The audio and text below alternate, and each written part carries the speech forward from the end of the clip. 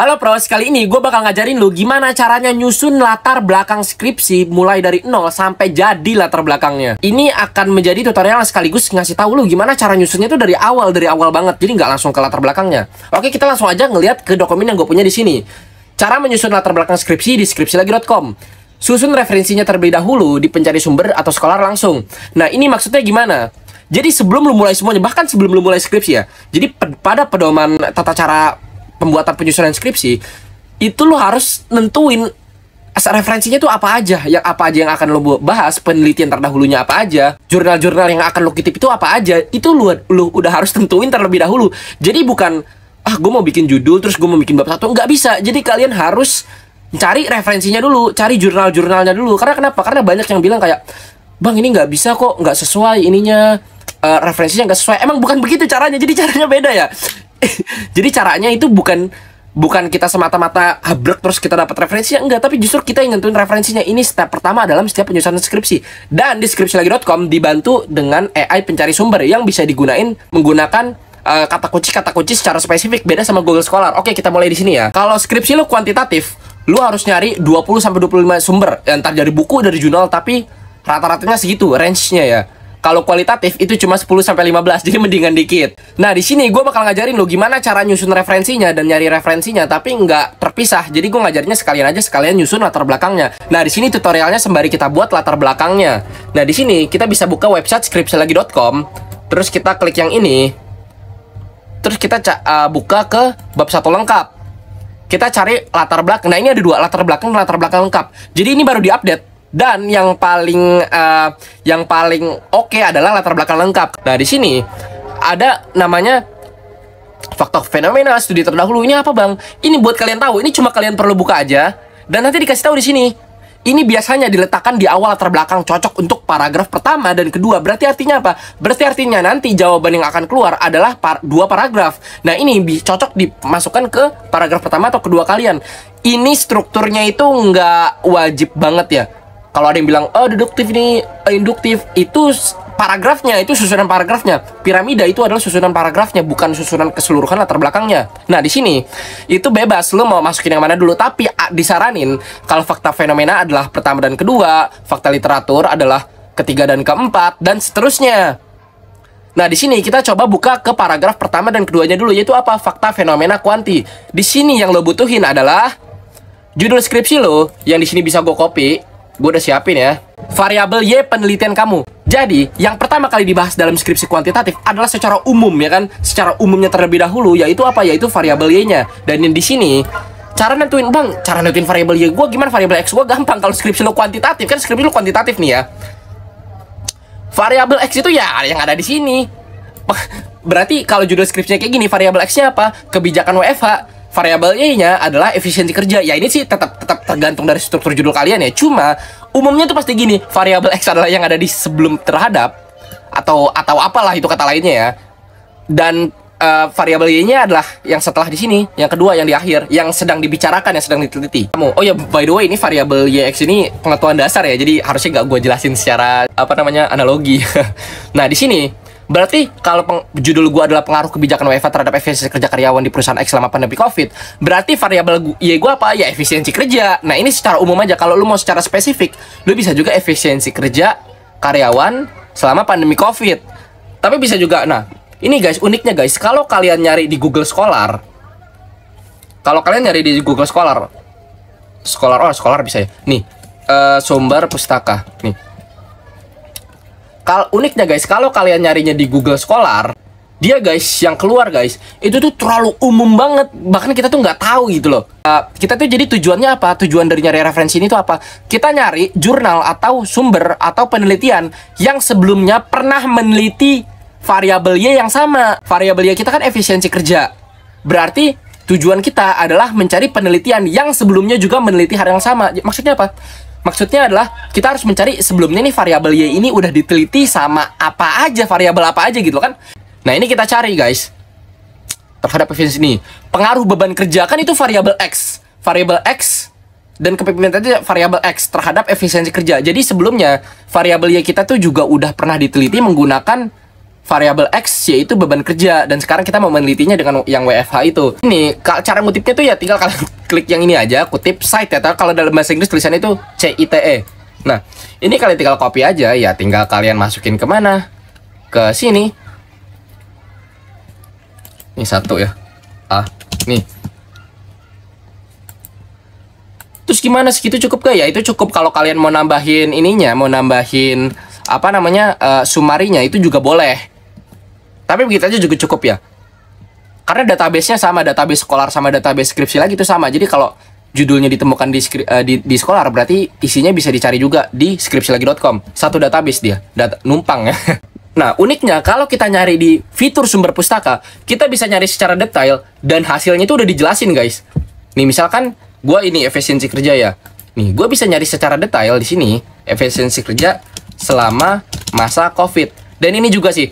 Jadi guys, banyak yang bilang tuh kok nggak bisa ya bang, kok hasilnya beda, apa namanya ini segala macam. Itu jadi itu memang ada masalah sama ininya, sama hak ciptanya pemilik jurnal. Jadi AI sengaja gubah namanya, dan juga ada namanya penelitian itu terlalu sempit. Jadi AI ini nggak nemuin ini yang tepat, apa jurnal yang tepat yang ada di Scholar. Nah, itu solusinya gimana? Solusinya tinggal ulang doang. Nih, liatin gua nih. Karena harusnya ada, guys, harusnya ada. Itu nggak ada tuh kalau bener-bener aneh gitu loh. Kalau bener kayak penelitian lo UFO yang mendarat di Jakarta Timur gitu, kan aneh kan, pasti nggak ada. Harusnya tuh ada, harusnya tuh. Jadi yang bilang nggak ada nih tuh ya emang kurang tepat aja mungkin. Dan caranya gimana? Caranya tinggal lu ulang aja, lu klik tombol yang ini aja. Karena boros kredit, enggak boros kredit, karena kredit lu akan terdata dan bisa lu klaim ketika kredit lu habis nanti. Nah, misal ini ya, Spurk dan Straub Flexible Employment Relationship Career. Nah, ini misalkan coba kita cari di ini ya, ada atau enggak ada. Kalau enggak ada, kita tinggal ulang lagi aja dan pasti nemu, guys. Jadi kita paksa AI-nya buat nyebutin nama peneliti yang benar gitu. Nanti dia mau. Nah, di sini langsung ada Flexible Employment Relationship. Nah, bedanya apa? Kalau nyari di sini dia tuh langsung detail, ada abstraknya ya, abstrak summary ya di sini ya. Jadi emang harusnya tuh bisa. Jadi gue bingung sama kalian yang nyari sumber kok nggak ada referensinya di Google Scholar. Ada, harusnya ada. Itu salah ini aja, atau mungkin kalian kopinya di sini main ambrak begitu aja ya. Terus kayak semua teks ada 1000 kata langsung ambrak, ya mungkin ya bakal jadi kurang akurat. Tapi kalau kalian detail begini cuma kata kuncinya aja, maka pasti ada kok, pasti ada, nggak mungkin nggak ada. Oke, ini kita bakal di sini dan kita bakal cite. Terus kita paste di sini. Nah, ini kan referensi yang gue taruh di sini kan baru ada 2 nih. Nah, ini fungsinya tuh buat ya biar latar belakang lo tuh kuat gitu, bahwa ada penelitian terdahulu yang juga meneliti hal yang sama, tapi variabelnya berbeda. Nah, di sini misalkan gue udah nemuin lagi satu lagi deh, biar agak banyak. Misalkan ini nih, the impact of working home during COVID-19 on work and life domains. Ini punya Viasel 2021 ya. Ini kita cite, guys. Ini kita cite. Nah, ini kita paste di mana? Kita paste di sini.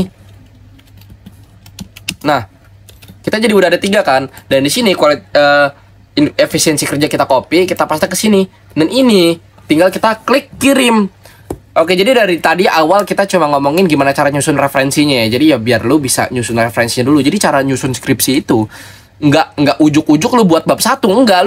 Lu nyusun referensinya dulu, penelitian terdahulunya dulu, lu nyusun buku-bukunya, teorinya dulu, baru nyusun. Efisiensi kerja dapat didefinisikan sebagai kemampuan untuk mencapai output yang tinggi dengan output yang minimal, atau dalam kata lain bekerja dengan hasil yang optimal menggunakan sumber daya yang terukur. Konsep ini bla bla bla bla bla bla bla bla bla. Menurut penelitian dilakukan oleh Sally et al 2022, efisiensi kerja karyawan dipengaruhi oleh berbagai faktor seperti beban kerja dan kepemimpinan. Nah, ini lagi ngebahas variabel Y lu tapi dengan variabel X yang lain. Nah, ini tinggal kita copy aja. Untuk untuk paragraf pertama dan kedua latar belakang lu. Misalkan ini latar belakang. Udah lo tinggal paste di sini. Nah, udah selesai ya, tentu lu periksa lagi dong ya kan. Nah, terus setelah ini selesai, ini kalian copy dulu nih yang paling belakang nih sebelum kalian keluar ya. Ingat-ingat tuh, kalian copy dulu. Kalian baru klik keluar, terus kalian buka studi terdahulu.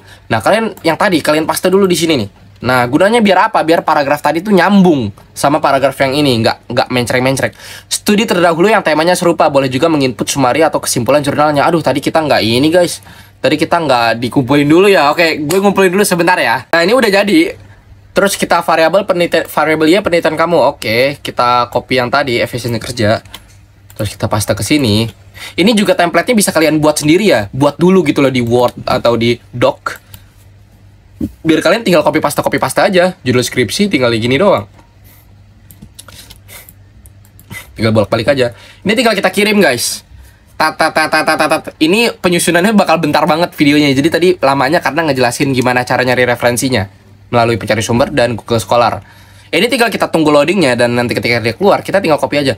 Penelitian telah oke. Di bagian yang ini, di bagian fakta literatur, ini adalah bagian ini menjelaskan secara singkat penelitian sebelumnya yang meneliti tema yang serupa. Nah, ini cocok untuk paragraf ketiga dan keempat latar belakang kuantitatif. Jadi tadi ngerti kan? Tadi adalah paragraf pertama dan kedua dan sekarang adalah paragraf ketiga dan keempat. Jadi tinggal lu susun aja, udah gampang banget. Yang kualitatif ini sama, prosesnya tuh sama. Kan tadi ada ininya ya. Nanti kita tunjukin deh. Nah ini guys, ini ngebahas studi terdahulu kan ya. Peneliti telah memeriksa berbagai studi terdahulu yang betul. Peneliti telah memeriksa berbagai studi terdahulu yang berkaitan dengan efisiensi kerja karyawan dalam berbagai konteks yang berbeda. Hasil penelusuran menunjukkan bahwa efisiensi kerja merupakan satu variabel yang telah banyak dibahas dalam berbagai penelitian sebelumnya. Ini tinggal di copy, kita pakai ke sini, terus kita apain? Kita tinggal paste doang guys. Paragraf 3 dan keempat. Oke, tinggal kita lanjut. Setelah kalian yakin, tinggal kalian lanjut. Nah, ini yang kualitatif, ini sama ya. Jadi fakta fenomena nanti di dalamnya itu juga ada ini paragraf 1 2, ini juga 3 4, ini juga 4 5 gitu-gitu deh. Pokoknya deh gampang deh, tinggal disusun aja pokoknya. Sekarang kita masuk ke pembahasan variabel X. Nah, pembahasan variabel sini itu apa? Apabila pada paragraf sebelumnya, paragraf pertama adalah fokus pada variabel Y. Di bagian ini adalah penjelasan yang fokus pada variabel X. Nah, dari tadi yang kita bahas kan variabel Y. Sekarang yang kita bahas adalah variabel X-nya. Nah, ini apa aja yang kita butuhin? Judul skripsi, variabel X, sama bagian akhir. Kita tuh tadi lupa ngopi. Aduh. Ini tinggal kita copy, guys. Copy susu. Variabel X penelitian kamu. Ini di sini. Kita copy, kita paste ke sini, judul skripsi kita ke sini. Gue sih belum nemuin ya gimana cara yang lebih efektif daripada ini. Capek juga bolak-balik. Oke, kita kirim. Kita tunggu sebentar sambil ngopi, guys. Boleh sambil ngapain aja ya. Memasukkan ke definisi kebijakan work from home yang diadopsi selama pandemi ke dalam analisis efisiensi kerja karyawan membuka perspektif baru tentang dinamika kerja yang fleksibel. Nah, kerennya ini apa, guys? Kerennya ini gue kasih tahu ya. Yang ingin kita bahas itu kan variabel X-nya ya, kebijakan work from home. Nah, dia nggak ngambil konteks dari sini doang, tapi juga dari bagian sebelumnya. Jadi dia tuh kayak ngelanjutin, guys. Kebijakan WFH mencakup bla bla bla bla bla nonton segala macam ya. Udah, ini tinggal kita copy. Ini apa nih penjelasannya? Kita lihat. Ini cocok untuk paragraf kelima latar belakang kuantitatif. Udah, tinggal kita scroll ke bawah, masukin ke paragraf kelima dan deng det, udah selesai. Terus buka kemungkinan hipotesa. Ini tuh apa? Paragraf ini menjelaskan asumsi tentang seberapa mungkin variabel X itu berpengaruh terhadap variabel Y menurut peneliti. Jadi ya ini kan belum diteliti ya. Jadi ini kayak menurut lo tuh gimana si variabel X ini kira-kira tuh berpengaruh apa seefisiensi karyawan gitu. Kira-kira aja hipotesa praduga. Ini cocok sebagai paragraf ke-6 latar belakang kuantitatif. Oke, yang kita butuhin apa aja? Judul skripsi, variabel X, variabel Y, bagian akhir. Oke, siap. Tinggal kita kirim. Nah, di sini udah guys. Dengan meneliti pengaruh kebijakan work from home terhadap efisiensi kerja karyawan, kita dapat melihat bahwa kemungkinan besar kebijakan WFH memiliki efek yang signifikan pada efisiensi kerja karyawan. Kemungkinan besar ya kan, baru praduga doang. Ini kita copy. Terus kita paste ke sini. Nah, terus kita tinggal keluar. Kita buat banyak ya guys. Kayaknya gue skip aja deh karena terlalu panjang videonya. Nah, ini di sini teks yang bisa dijadikan acuan konteks. Oh, ini penting sih guys. Teks yang bisa dijadikan acuan konteks. Ini tergantung ya. Ini bisa bagian akhir dari teks paragraf sebelumnya atau bisa teks yang menurut lo paling cocok aja buat dijadiin acuan konteks. Misal menurut gue, oh ini nih yang paling cocok. Ya udah gue paste copy yang ini dan paste ke sini. Ya kan? Nah nanti hasilnya apa? Hasilnya tinggal gue paste. Oke, gue kerjain tapi gue skip ya. Oke guys, ternyata di sini ada inputan baru yaitu tujuan penelitian kamu. Nah, ini tujuan penelitian kamu apa? Ya, tujuan penelitian lo kalau di sini judul skripsi gua adalah pengaruh kebijakan WFH terhadap efisiensi kerja karyawan di perusahaan, ya judul gua tujuan gua adalah melihat pengaruh setelah diberlakukannya kebijakan work from home terhadap efisiensi kerja ya kan. Tapi ini aja deh. Nah, ini dia. Judul skripsinya tinggal kita copy.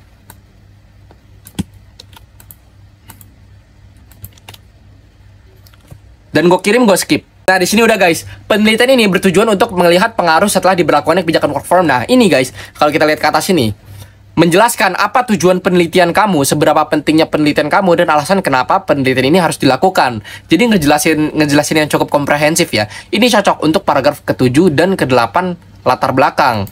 Oke. Ini tinggal kita...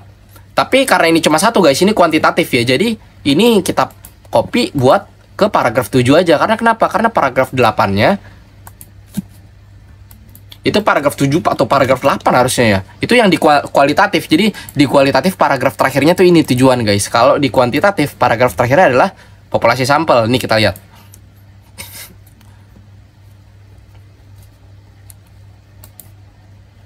Nah, di sini ada guys. Di sini udah ada pengaruh penggunaannya, pengaruh penggunaan. Ini ada judul skripsinya, lokasi penelitian, terus populasi dan sampel, dan ini bisa lo isi kayak tadi aja.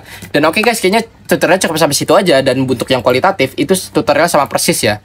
Dan udah dijelasin ini juga secara detail juga di tiap masing-masing ininya. Ini lihat nih, masalah pokok. Lo klik aja kayak buka stalking akun WA orang. Ini adalah bagian yang menjelaskan masalah pokok pada penelitian kamu. Ini cocok untuk paragraf ketiga dan keempat. Jadi udah tinggal kalian susun aja.